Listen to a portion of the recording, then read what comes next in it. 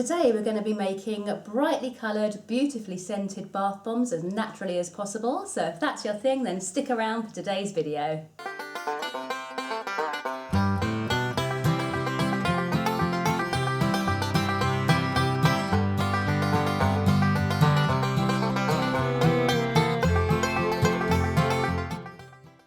Hey everyone, and welcome back to our channel. If you're new here, my name is Anne, and along with my good friend Wayne, we run this YouTube channel, and we also run the Sussex Handmade Soap Company, which is a small bath and body business based in the southeast of the UK. And today we are going to be focusing on making bath bombs as naturally as possible. But spoiler alert, I don't believe it is actually possible to create a bath bomb that is 100% natural. And the reason for that is that to create a bath bomb, you need bicarbonate of soda and you need citric acid. And regardless of anything else you put in your bath bomb, you need those two key ingredients to react with each other and create the fizz that you see in the bath when you drop that bath bomb in. And though bicarbonate of soda and citric acid are both naturally occurring in this world, the majority of bicarb and citric acid that you will use in bath and body products is actually created in a lab and not taken from what you find naturally in nature. The reason for that is costings and supply and demand. You can only get a small amount of citric acid from the lemons and limes and citrus fruits, and it is very expensive to actually create that. And so it is created in a lab, or manufactured in a lab, and called manufactured citric acid, or MCA for short. And the second reason why I don't believe it is possible to create a 100% natural and safe bath bomb is that in this recipe today we are actually using SCI powder, or sodium cocoa isocyanate powder, to give it its full title. And that is naturally derived from coconuts. But to me, because it has been created again, it's gone through a process in the lab to turn that coconut oil into the SCI powder, to me that is more of a naturally derived ingredient rather than a wholly natural ingredient. The reason we are putting it in is that we are using some grapeseed oil in our bath bomb today, and we are also scenting our bath bomb with essential oils. Now, the grapeseed oil and the essential oils are both natural, so big thumbs up for them. However, they are oils, and oil and water, as you probably know, do not mix. So when our bath bomb goes into the bath, it is possible that the oils and the water will separate, and we will end up with a layer of oil floating on the top of the bath. And that is not nice for a few reasons. One, it's not going to feel very nice on your skin. Your skin's going to feel oily. Two, it is not especially safe, because when you empty that bath and you get out, you may end up with a layer of oil on the bath, and that could cause you to slip, which is not great. And reason number three is that when you are using essential oils, although they are natural, they are very strong chemical components. And they are not necessarily going to be safe to have on your skin in neat quantities. So if you're in the bath and your essential oils have separated and are floating on the top of the water, what can happen is your skin can come into direct contact with those essential oils, and that can then lead to sensitization or reactions or potentially even allergy issues. So you really don't want your oils, especially your essential oils, to be floating on the top of the water like that. And that is where the SCI powder comes in. The SCI powder is a gentle surfactant. It gives a nice bit of bubbling, a nice bit of foaming, but it is also an emulsifier. And that means that it will essentially bind your oils and water together, and it will stop them from separating. So you can kind of think of the SCI emulsifier as kind of like the glue that holds the water and the oil together. And by adding this, we don't get the issue of the oil and the water separating, and it stops the issue of the oil floating on the top of the water. There are a couple of other options for what you can use in bath bombs if you don't wish to use SCI powder. You can use a substance called polysorbate 80. However, in today's recipe, because we are trying to go as natural as possible, I'm sticking with the SCI because to me that is a more natural ingredient. In my mind, this is kind of as natural as you can get with a bath bomb whilst remaining safe. And I hope you like today's recipe. I've talked for far too long already, so I'm just going to jump in now and show you how we make these bath bombs. So we're going to jump straight into the bath bomb making today, and in this silver bowl here I've got our sieved bicarbonate of soda, cream of tartar and SCI powder, and I'm going to attach the bowl to the mixer, and then I'm just going to lower it down and add on our little guard so the powders don't puff up too much. I'm also going to pop on my mask. Normally when I make bath bombs I wear the mask for the entire process, but because I'm trying to talk to you guys today as well, I'm just going to predominantly wear it while I am mixing in our water to these powders, because that's when it kind of puffs up the most. But if you are making bath bombs, and especially if you're working with SCI powder, you do want to wear a mask, and to be honest, a respirator is better. This mask doesn't really cut it. I should be wearing a respirator, but we don't have one at the moment, so we need to get a new one. But a mask of some kind is definitely required for working with SCI powder because it is so fine. And if you don't wear a mask, it can kind of puff up and you can breathe it in and it can really irritate your lungs and your throat. So definitely wear a mask. So this is all on there now, and we have got our water just here. So I'm going to pop my mask on and then I'm going to add our water into our mixer.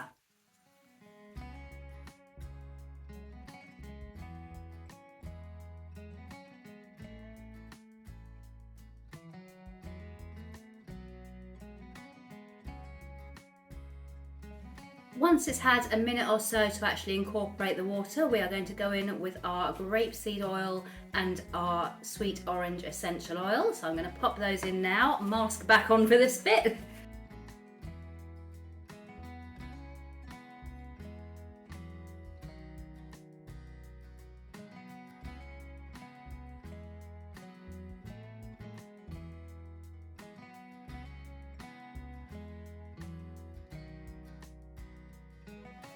And then I give it probably 2 to 3 minutes minimum to actually incorporate. And then what I like to do is just lift up the top of the mixer and just have a quick check that all the ingredients have nicely incorporated. So I just kind of get my hand in there and just make sure that everything feels nicely incorporated, which it does. And then we're just going to go in with our citric acid and give it another couple of minutes to mix in and combine.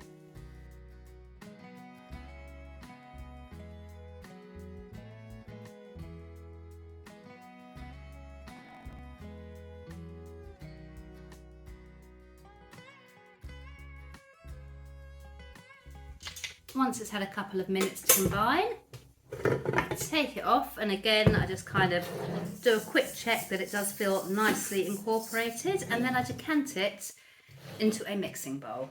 And the reason I decant into a mixing bowl is purely that I find it easier to form our bath bombs taking it out of a bowl rather than this silver thing here. And also we are going to make another portion of bath bomb mix now, because we want our orange bath bombs to be a swirly mix of orange and white. So this is our white uncoloured portion. We're now going to do exactly what we've just done, but we're going to actually be doing it with our coloured portion of mix this time. So this one's going out the way for now, and I've now refilled our silver bowl with our second portion of mix. And the only difference this time is that our water has now had 2 grams of annatto dye added into it. This annatto extract is a liquid extract that we get from the soap kitchen, and it works really well. I love the fact that it's liquid because I can just add it in as sort of part of my water content, and it colours the bath bombs really nicely. I'm now going to do exactly what we've just done. So I'm going to be making the second portion of bath bomb mix up now, and then after that we're going to get to forming the bombs.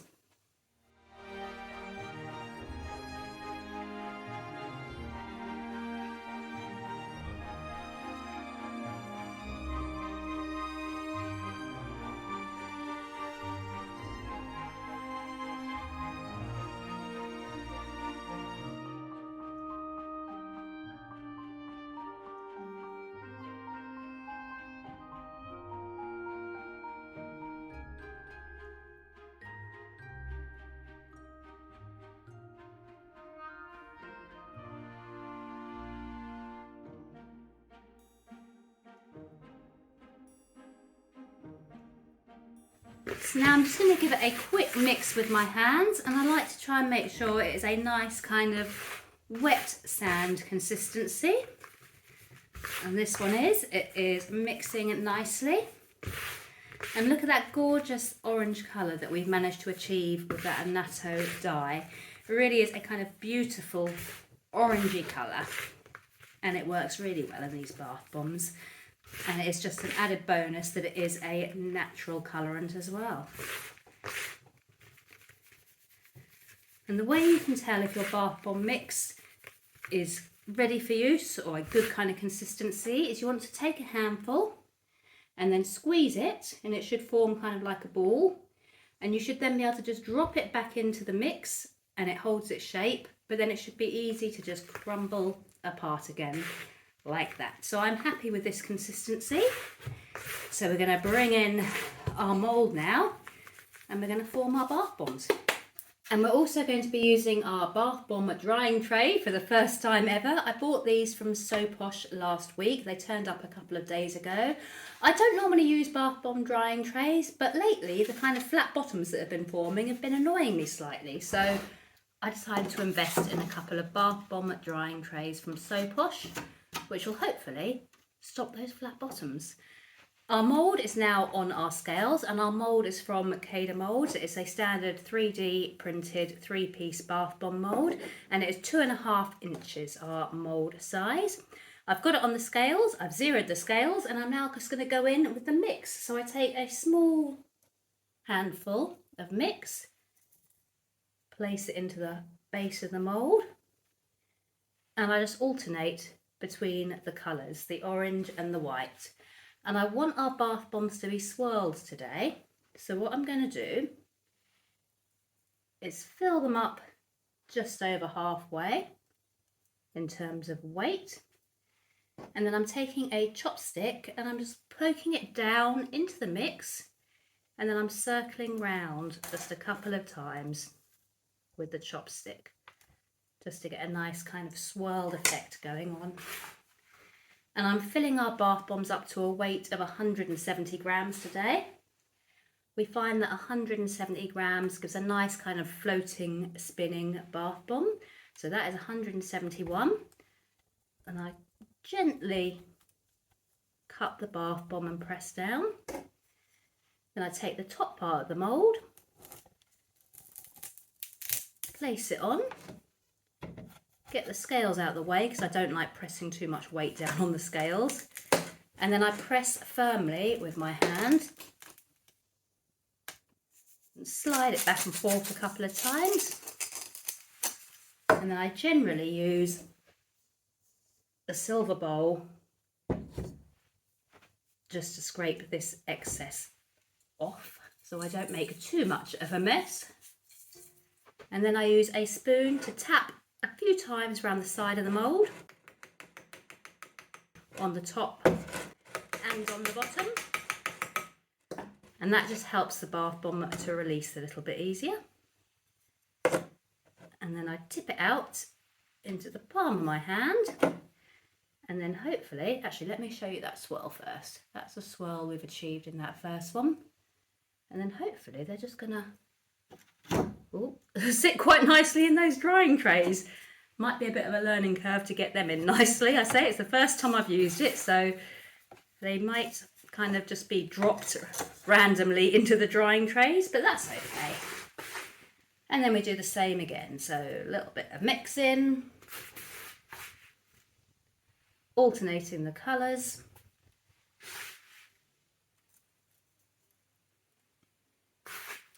I've got this tray underneath just to kind of catch the mess as much as possible. Ooh, we take the chopstick, we go down and around a couple of times, and then we continue filling it up until it reaches 170 grams. When it's at 170, gently cut the mix. I'm not pressing down or compacting, I'm just kind of gently cupping it. Top of the mould goes on. Pressing down firmly and squeezing it together. Then back and forth a couple of times. brushing off the excess from the outside of the mould. Tapping with the spoon.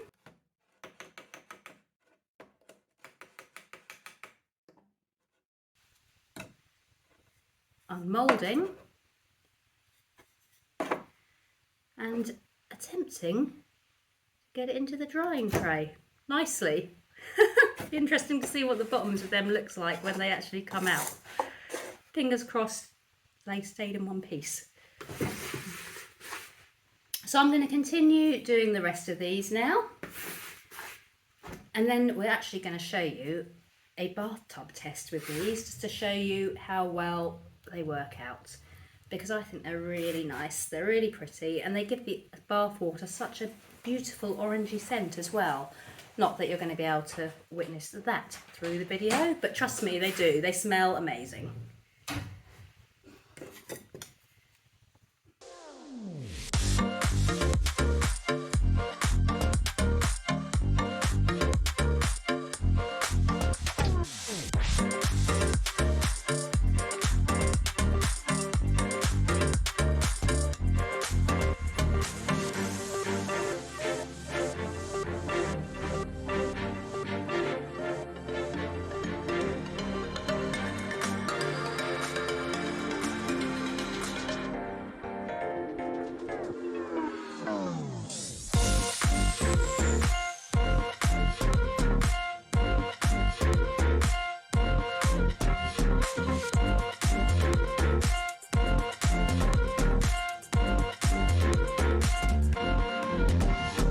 So that was our orange bath bomb performing in the bath for you. Hopefully you'll agree that it gives a nice little bit of foam, a lot of fizz. I like the spinning action. I really like these bath bombs and I'm really pleased with how they've turned out. If you enjoy our videos, please do hit subscribe, give us a like and leave us a comment as well. That's about it for today. Not a lot else to say, so I'm just going to say have a wonderful rest of your week and we'll see you for our next video. Bye for now.